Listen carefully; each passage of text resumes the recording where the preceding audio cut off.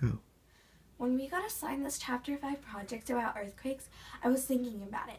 And then I remembered, whenever I was younger and we were learning about earthquakes, I always wanted one to happen. The vibration, the shaking, just always interests me. But what if my weirdest dreams came true? What if an earthquake really did happen? Would we know the hazards? Would we be safe? Well, I hope you might learn a thing or two by the end of this video. So first thing you should know, that it's usually not the shaking of the ground that can cause injuries and deaths. It's more of the collapsing of buildings that can cause this damage. Fire is one of the most common hazards of an earthquake. They start when gas pipes and electric lines are ruptured. Sometimes fires can do more damage than the actual earthquake itself. Like, for example, in the Great San Francisco earthquake, the fire lasted for 3 whole days. Landslides can also happen. These happen in areas with steep slopes in a landscape. This is a sudden movement of soil and rock down a slope. This can block roads, damage and destroy homes, disrupt gas pipes and electric lines, which when that happens can cause a fire. So then you'd have both. Good. The next thing that can happen is liquefaction. This is when wet cement from an earthquake can cause it to act like liquid. This can occur in soil under buildings, and the buildings will sink to the ground and collapse.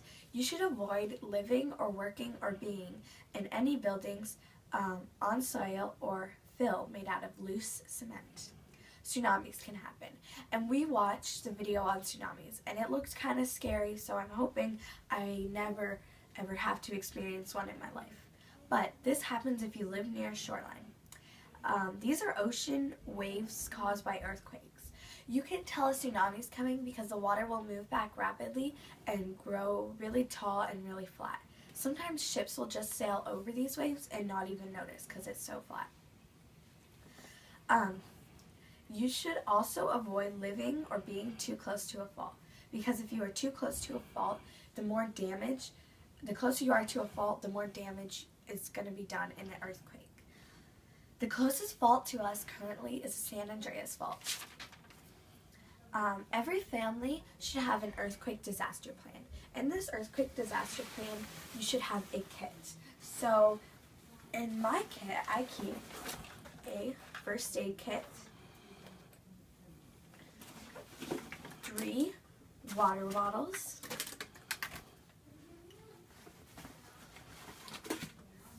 tennis shoes,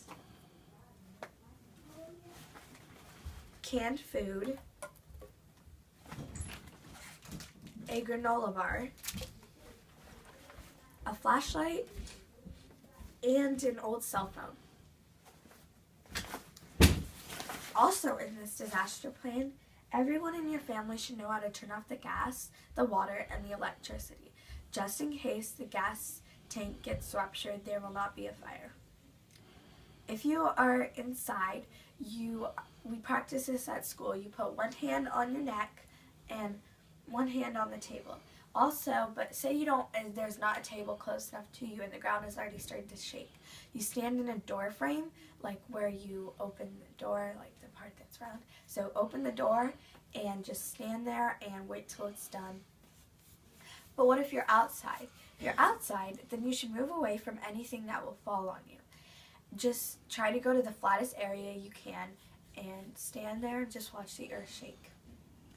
Now let's hope my crazy childhood dreams don't come true anytime soon. But if they do, let's hope we'll be prepared. Thank you.